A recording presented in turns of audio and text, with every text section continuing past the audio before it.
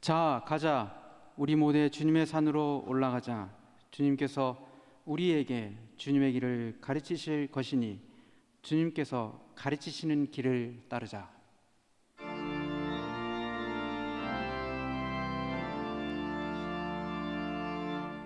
찬미하여라 오 나의 영혼아, 찬미하여라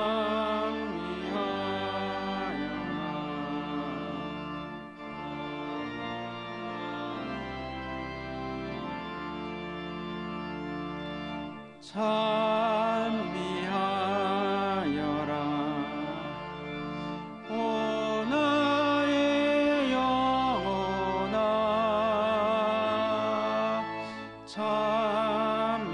찬미하여라 거룩한 주님을. 찬미하여라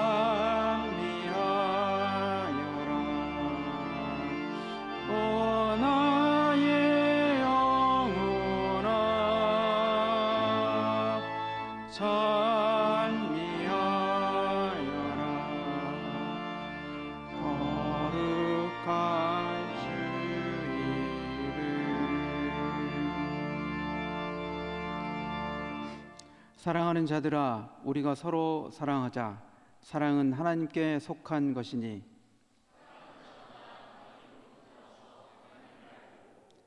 사랑하지 아니하는 자는 하나님을 알지 못하나니 하나님의 사랑이 우리에게 이렇게 나타난 바 되었으니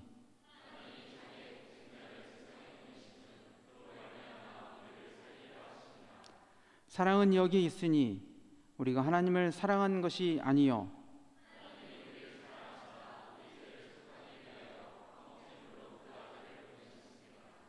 사랑하는 자들아, 하나님이 이같이 우리를 사랑하셨은즉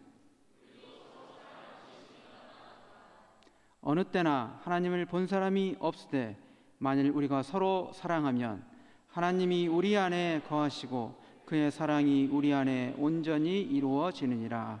아멘. 이 시간 다 함께 죄의 고백 드리겠습니다. 살아계신 하나님, 하나님께서는 변함없이 저희를 대해 주셨건만 우리는 신실함으로 주님께 나아가지 못했습니다. 주님께서는 우리를 의롭다 칭해 주셨건만 우리는 의로운 삶을 살아내지 못했습니다. 주님께서는 정결함을 입혀 주셨건만 우리는 정결함을 유지하지 못했습니다. 이러한 우리의 허물과 죄악을 고백하오니 주님의 십자가 보혈로 깨끗이 씻어 주옵소서.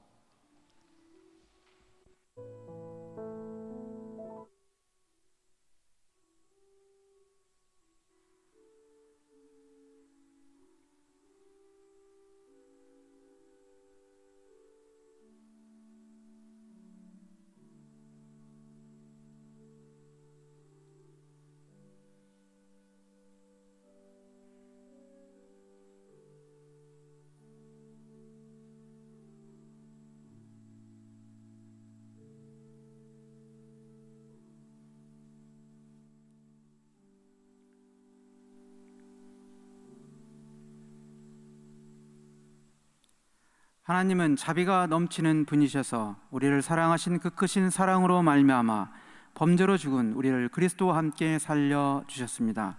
여러분은 은혜로 구원을 얻었습니다.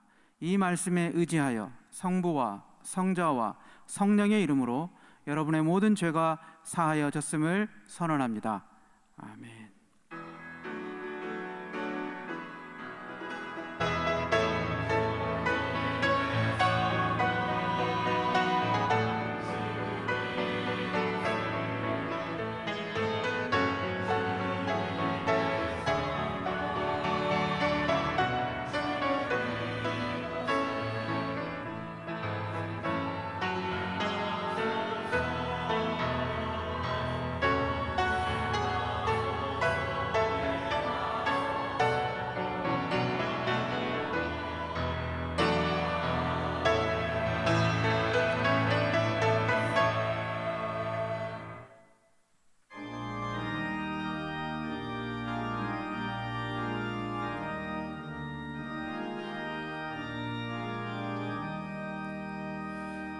참 아름다워라. 주님의 세계는 저 솔로몬의 옷보다 더 고운 백합화. 주 찬송하는 듯 저 맑은 새소리 내 아버지의 지으신 그 솜씨 깊도다. 참 아름다워라. 주님의 세계는 저 아침에와 저녁은 밤하늘 빛난 별 망망한 바다와 늘 푸른 봉우리 아주 하나님 영광을 잘 드러내도다. 참 아름다워라. 주님의 세계는 저 산에 부는 바람과 잔잔한 시냇물 그 소리 가운데 주 음성 들리니 하나님의 큰 뜻을 날 듯하도다.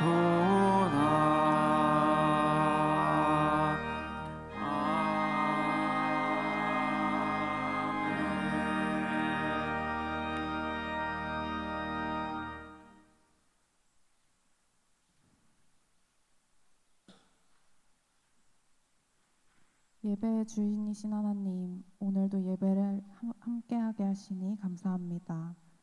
휩쓸리듯 흘러가는 분주함 속에 이 시간을 거룩히 구별합니다. 하나님을 바라봅니다. 하나님을 찬양합니다. 하나님을 경배합니다. 이 예배에 우리의 가장 아름다운 것을 담아 하나님께 올려드립니다. 우리 모두가 하나님께서 원하시는 예배자로 서게 하여 주십시오. 찬양과 기도의 모든 호흡마다 진심이 스며들게 하시고 선포되는 말씀이 우리 안에 깊은 울림이 되게 하여 주십시오. 우리의 작은 숨결까지 향기로운 예배가 되어 예배 이후의 일상으로 거룩함이 이어지게 하여 주십시오. 이 예배를 기쁘게 받아 주십시오. 하나님, 이 공동체를 위해 기도합니다. 다양한 얼굴과 이야기를 가진 우리를 한신신학대학원에서 만나게 하시니 감사합니다.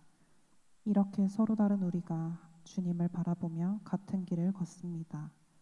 그 길 위에 하나님 함께 해주십시오.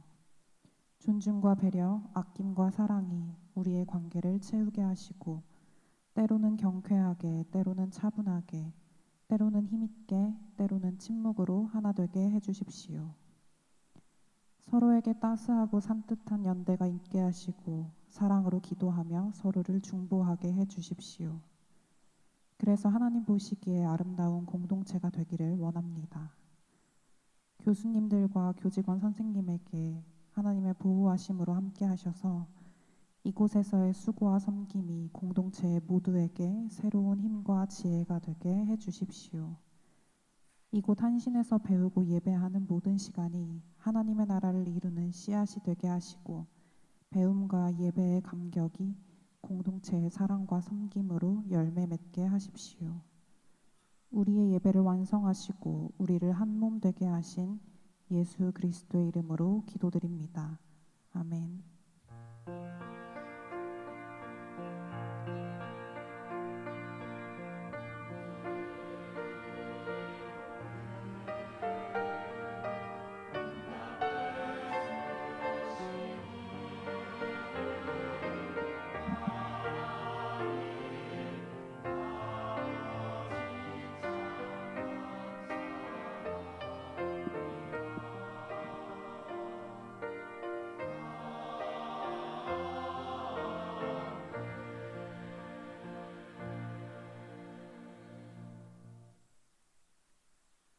성령께서 교회에게 주시는 말씀을 들으십시오.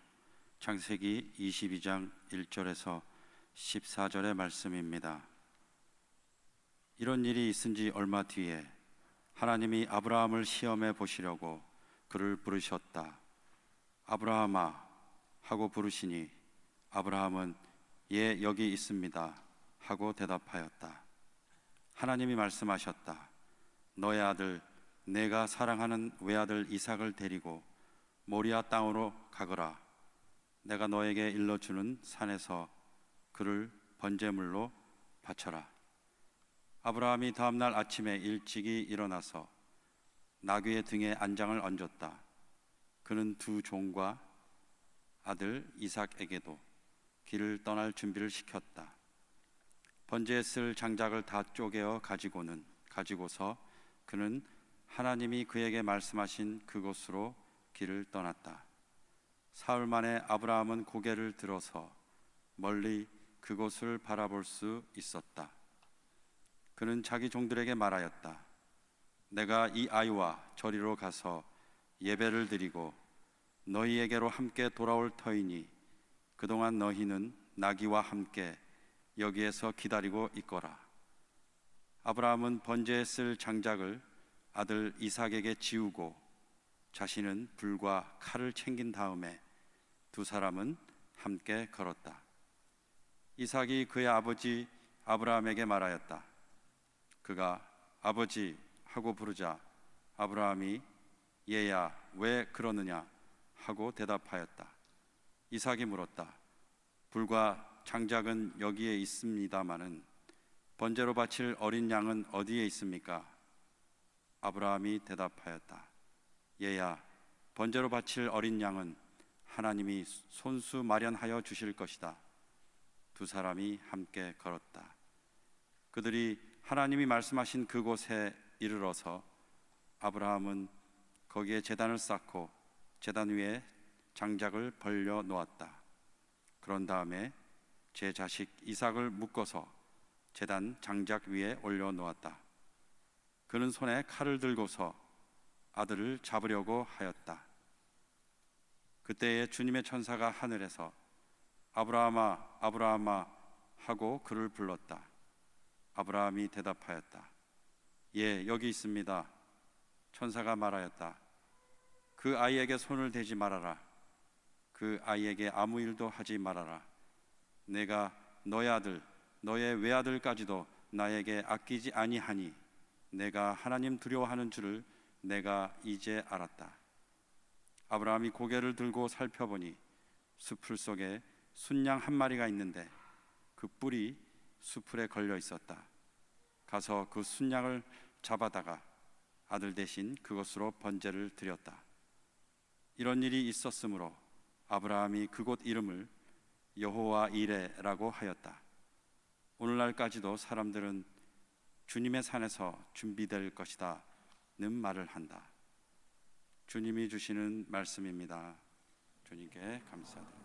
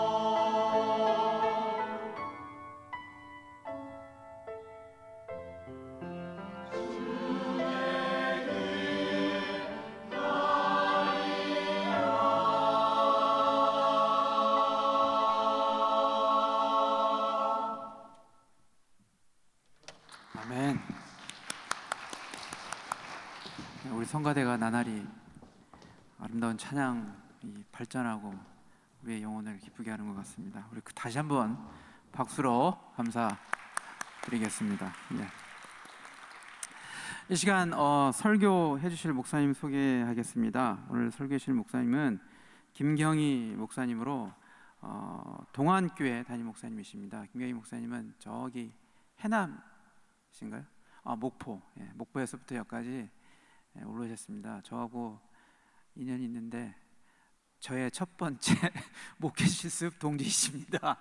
제가 약 지금으로부터 25년 전에 농촌 개발원에 가서 목회 실습을 처음 했는데 15시간 노동을 했거든요. 그때 같이 하셨던 목사님입니다. 목사님 나오셔서 아케다 무엇에 묶여 있습니까? 라는 제목으로 우리들에게 귀한 말씀 전해주시겠습니다. 박수로 환영하겠습니다.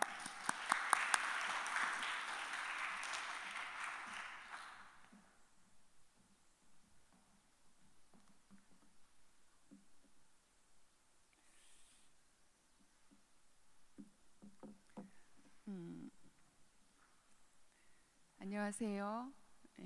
소개받은 김경희 목사입니다. 이렇게 너무 좋은 곳에서 여러분 신학의 여정에 계신 것을 먼저 저는 축하해드리고 싶습니다. 그리고 오늘 뵙게 돼서 반갑고요. 오늘 말씀 통해서 여러분과 저 모두 하나님의 말씀의 은혜 있는 시간 되시기를 바랍니다. 유대교에서는 오늘 읽은 창세기 22장을 아케다라고 부릅니다. 아케다는 묶인다 이런 뜻입니다. 이삭이 묶였기 때문입니다. 이삭이 어디에 묶였습니까? 장작더미에 묶였습니다. 나무에 묶였죠. 기독교는 이 사건을 예수님의 십자가 사건의 예표로 해석합니다. 예수님의 십자가 사건에서 하나님은 자신의 독생자를 희생양으로 내주었습니다. 그런데 이 이삭과 예수 말고 오늘 이 장면에서 우리는 또 다른 묶임이 있다라는 것을 볼 수 있습니다. 이 설교를 마칠 때쯤 여러분 마음속에도 그 장면이 떠오르기를 바랍니다.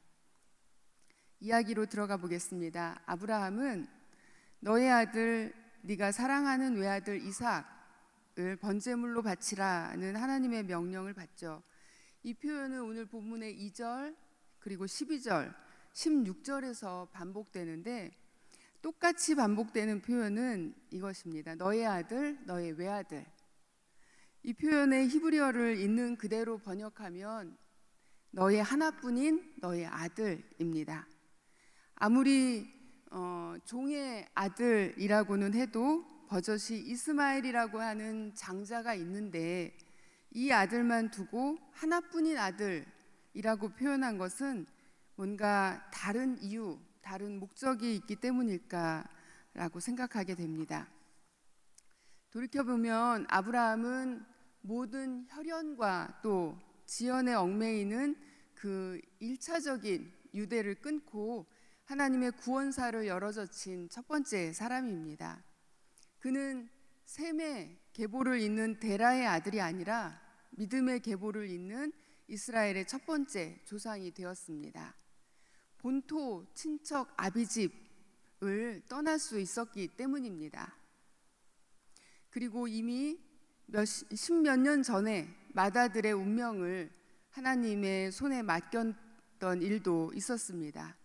그런 그에게 이제 지금 그의 최후의 애착 관계이자 또 자기 동일시의 상징인 아들 이삭과 묶인 것을 반드시 풀어야 하는 그 시험이 그 앞에 떨어진 것입니다. 그는 이 마지막 시험을 풀어낼 수 있을까요? 아브라함은 다음 날 아침 일찍 일어나서 나귀의 안장을 얹고 두 종과 이삭을 데리고 번제에 쓸 장작을 쪼갠 뒤에 하나님의 말씀하신 그 장소로 길을 나섭니다. 그리고 3일 만에야 처음으로 고개를 들고 멀리 그곳을 바라봅니다. 아니, 그곳이 비로소 아브라함에게 자신의 모습을 드러낸 것입니다. 하나님의 산 모리아입니다.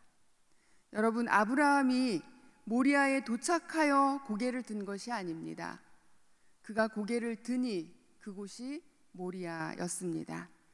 모리아는 본다라는 뜻의 히브리어 라에서 온 명사입니다.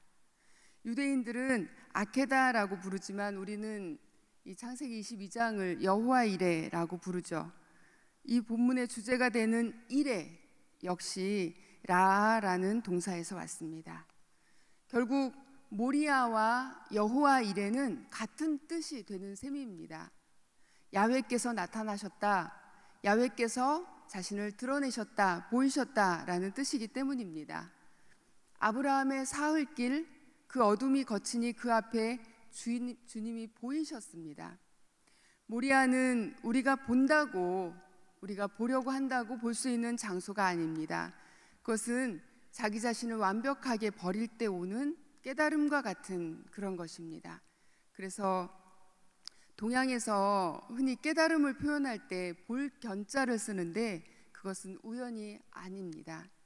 사흘간 땅만 보고 걷는 아브라함의 모습을 한번 상상해 보십시오.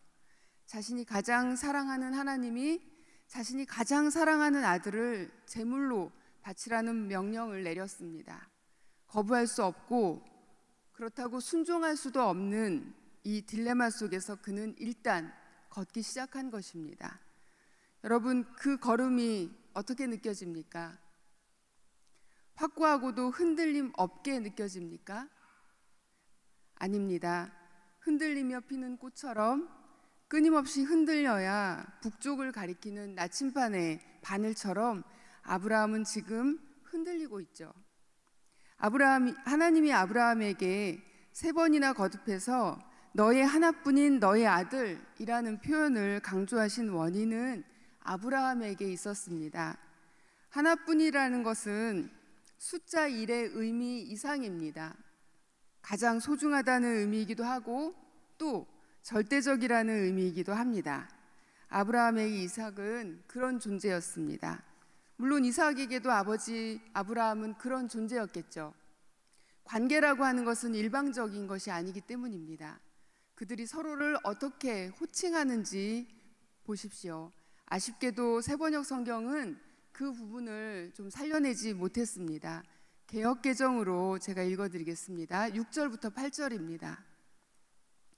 아브라함이 이에 번제나무를 가져다가 그의 아들 이삭에게 지우고 자기는 불과 칼을 손에 들고 두 사람이 동행하더니 이삭이 그 아버지 아브라함에게 말하여 이르되 내 아버지여 하니 그가 이르되 내 아들아 내가 여기 있노라. 이삭이 이르되 불과 나무는 있거니와 번제할 어린 양은 어디 있나이까? 아브라함이 이르되 내 아들아 번제할 어린 양은 하나님이 자기를 위하여 친히 준비하시리라 하고 두 사람이 함께 나아가서 이삭은 아브라함을 내 아버지라고 부르고 아브라함은 꼬박꼬박 내 아들이라고 부릅니다. 소유격 대명사 나의를 거듭 사용하고 있는 것입니다. 하나님은 질투하는 분이셔서 둘 사이를 갈라놓으려는 것이 아닙니다. 하나님은 잔인한 분이셔서 인신제사를 요구하신 것도 아닙니다. 아브라함에게 묶여있는 그 묶임을 풀어야만 다음으로 나아갈 수 있는 것입니다. 서로 묶인다는 것은 이 세상을 살아가는데 몹시 중요한 요소입니다. 우리는 혼자 살아갈 수 없기 때문입니다.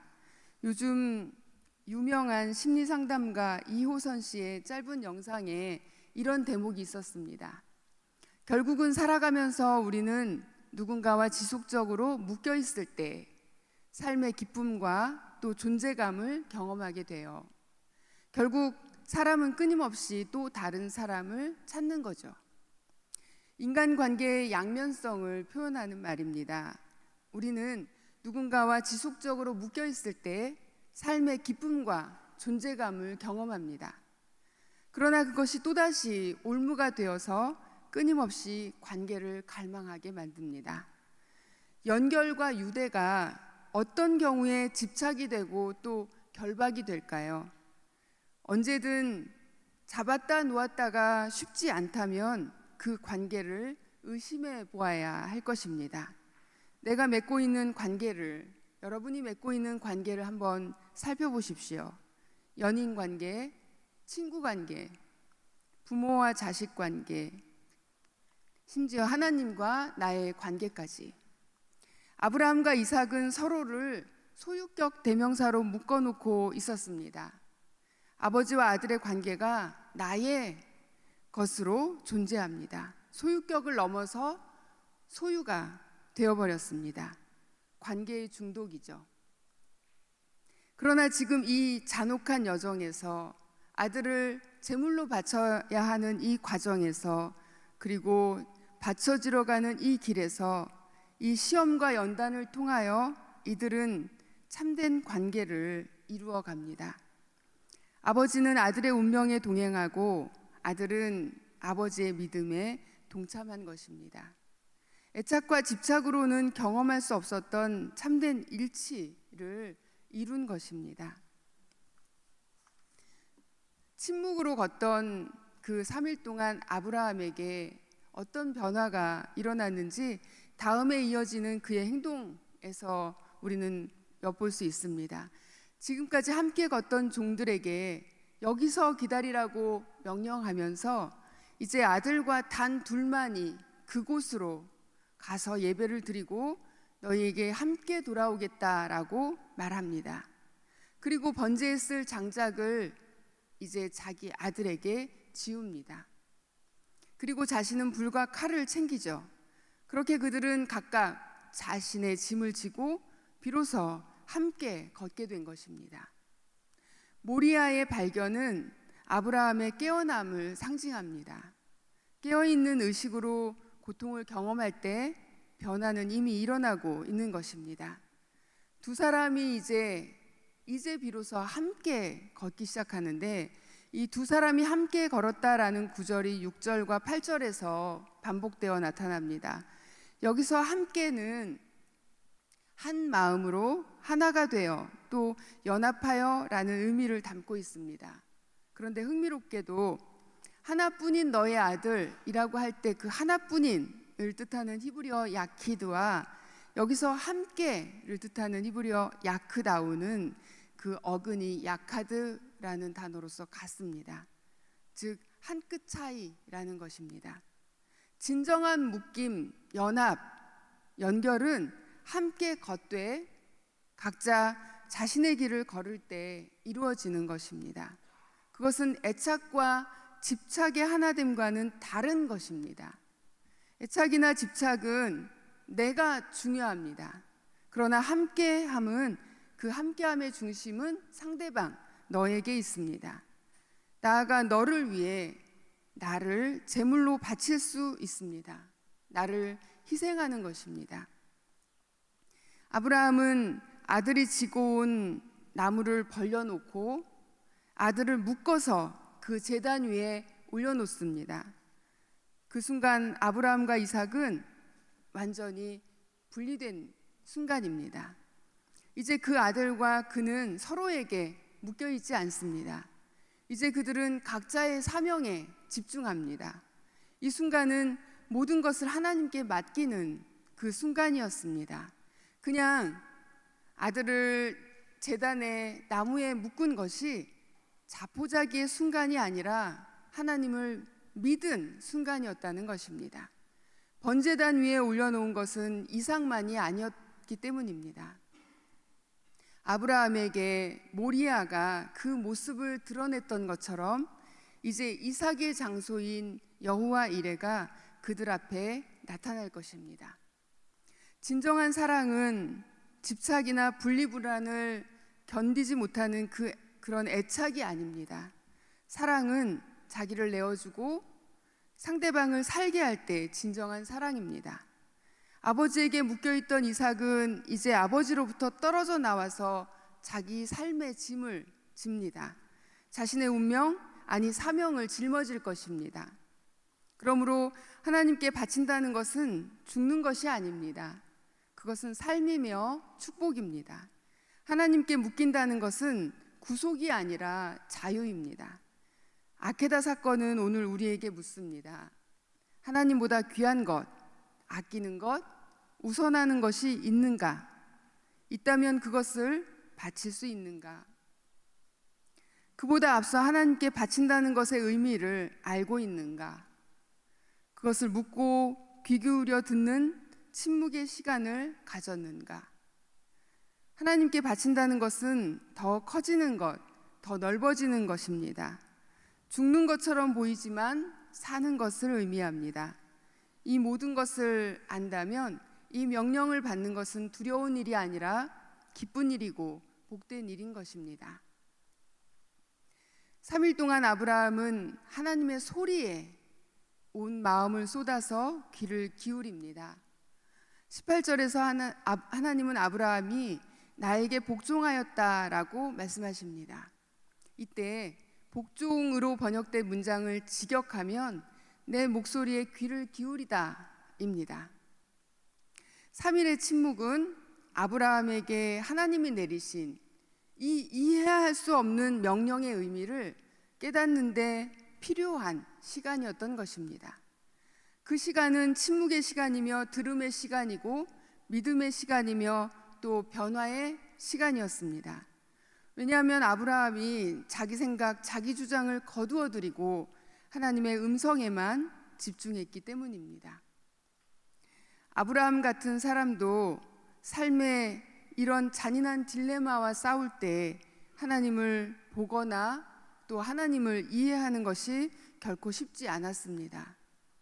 최소한 사흘의 시간이 필요했습니다. 그 3일은 자기보다 앞서 하나님께서 먼저 그곳에 계시다는 것을 깨달은 시간이었습니다. 말도 안 되는 이 일이 가능했던 것은 거기 하나님이 함께 계셨기 때문입니다. 우리 앞에 닥쳐오는 시험을 이겨낸다면 그건 역시 나의 믿음의 능력 때문이 아니라 하나님이 함께 계시기 때문이라는 것을 알아야 합니다. 이상만 그 제단에 바쳐진 제물이 아니었던 것입니다. 아브라함이 그 제단 위에 함께 있었고 하나님이 그 제단 위에 함께 계셨습니다. 그것이 아니었으면 아케다 사건은 믿음이나 사랑의 사건이 아니라 그냥 고대 사회에 흔히 있었던 인신제사 중에 하나에 불과합니다. 이 사건의 마지막 구절인 19절을 보면 아브라함은 두 종이 있는 산 아래로 혼자 내려옵니다. 함께 내려오겠다라고 말했는데 그는 혼자 내려옵니다. 이제부터 이삭은 그의 아버지가 아니라 자신이 하나님과 함께하는 시간을 가지게 될 것입니다. 이삭은 아직 산에 남아서 그만의 시간을 보냅니다. 하나님과 묶이는 새로운 아케다의 시간을 그는 보내고 있습니다. 이후에 그는 묵상하는 사람, 이후에 이삭은 묵상하는 사람, 즉 하나님과 함께 걷는 사람이 되었습니다. 창세기 24장 63절입니다. 이삭이 저물 때 들에 나아가서 묵상하다가 눈을 들어 보매 낙타들이 오는지라. 언제나 그 이름만 들어도 저는 가슴이 뛰는 이 한신 임마누엘 동산에서 여러분께 말씀을 전하는 큰 영광을 누렸습니다. 감사합니다. 우리는 아브라함처럼 하나님의 계획을 위해서 부름받은 사람들입니다. 그 사람에게는 자격이 필요합니다. 오직 하나님께 묶이는 것입니다. 그러나 다른 것들이 우리를 묶으려고 할 것입니다. 아니, 우리 자신이 묶이는 것이겠죠. 우리가 묶이는 것은 물건이나 어떤 사람만이 아닙니다. 의심할 바 없는 나라고 생각하는 것들이 있습니다. 어떤 때는 걱정이나 두려움, 미움 같은 감정이, 또 어떤 때는 외모나 사회적 지위 같은 우리의 이 몸이, 또 때로는 내가 옳다고 생각하는 어떤 생각이 나의 것을 넘어서 나가 되어 있을 것입니다. 그때 하나님은 가차없이 우리를 불러서 명령하십니다. 내가 너에게 일러주는 산에서 그를 번제물로 바쳐라. 여러분, 그곳으로 가십시오. 그곳에서 그것을 내려놓고 나를 내려놓고 하나님께 자신을 묶으십시오. 하나님께서는 나를 바치는 그곳에서 당신을 나타내 보이실 것입니다. 여호와 이레. 말씀 가운데 들려주시는 하나님의 말씀을 침묵으로 묵상하겠습니다.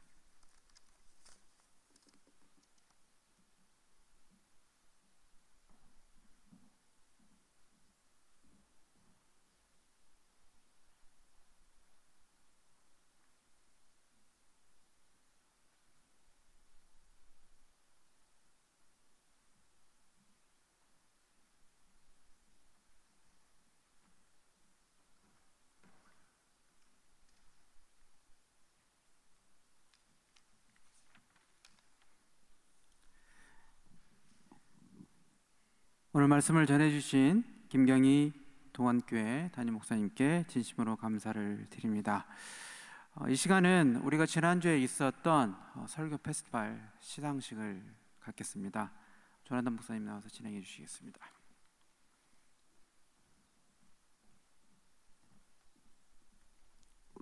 설교 페스티벌 시상식을 시작하겠습니다. 먼저 참가상 시상하겠습니다. 호명하시는 분은 단상으로 올라와 주시기 바랍니다.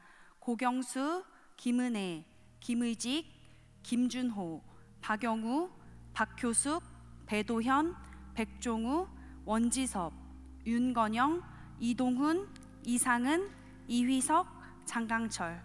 호명하신 분은 단상 위로 올라와 주시기 바랍니다.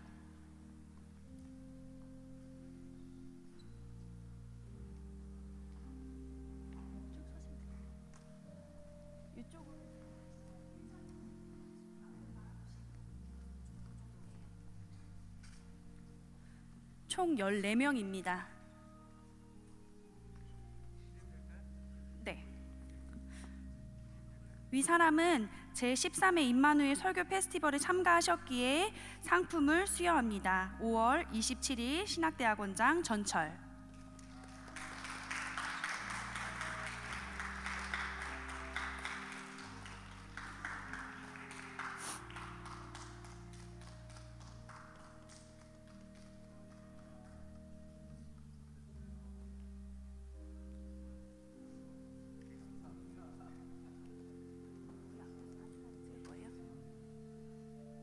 네, 다 같이 사진 한번 찍겠습니다. 조금만 가까이 붙어서 주시면 교수님도 같이 서시고요.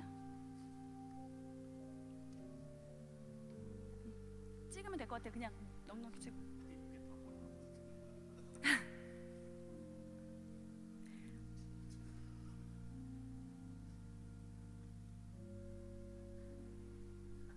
다음으로는 입상자 시상하겠습니다.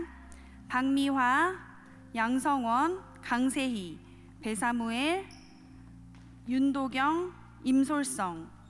호명하시는 분은 단상으로 올라와 주시기 바랍니다.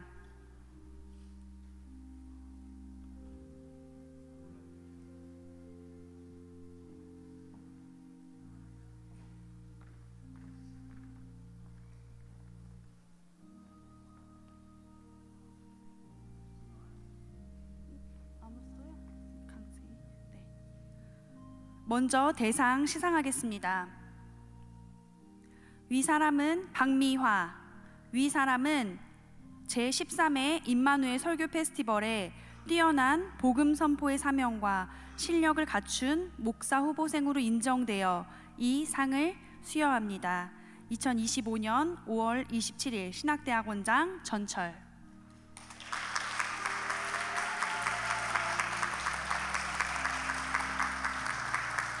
최우수상 시상하겠습니다. 최우수상 양성원. 내용은 같습니다.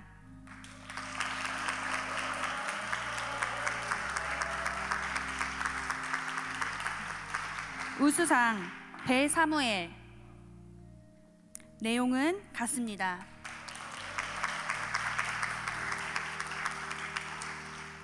입상 윤도경.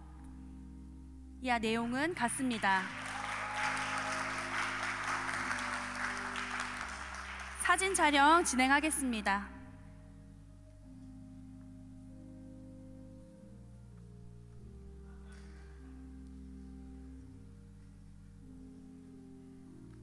이상으로 시상식을 마치겠습니다.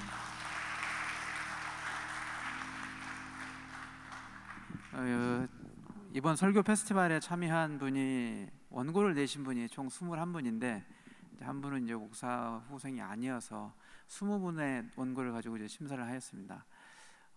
참여한 모든 분들에게 제가 뜨거운 감사의 인사를 드리면서 설교 페스티벌을 했던 소감은 여러분들은 귀한 미래 기장의 신학 자원이다라는 것을 제가 다시 한번 또 느꼈습니다. 다음번에 내년에 벌어진 설교 페스티벌에 여러분의 또 다른 여러와 같은 참여를 부탁드리면서 수고하신 모든 분들과 여러분들께 다시 한번 박수로 인사 올리겠습니다. 감사합니다.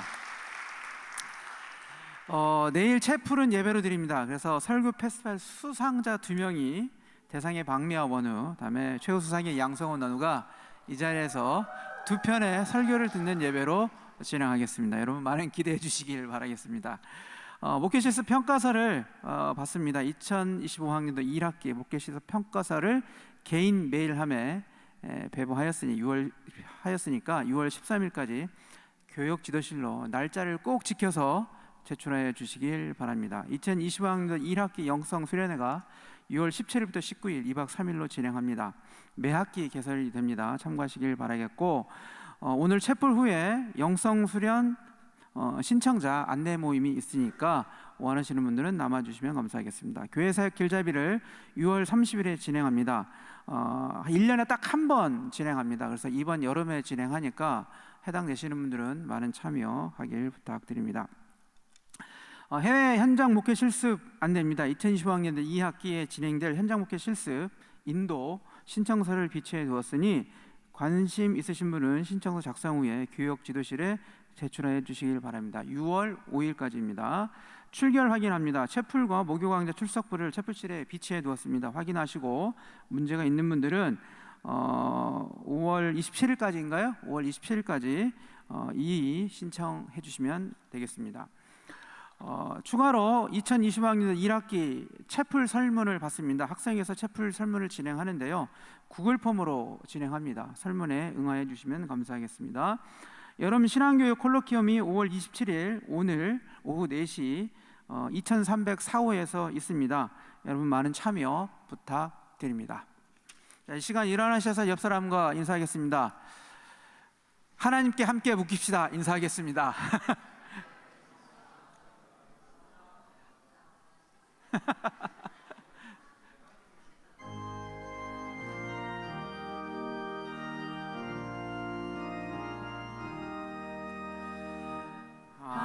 하늘에 계신 우리 아버지 이름을 거룩하게 하시오며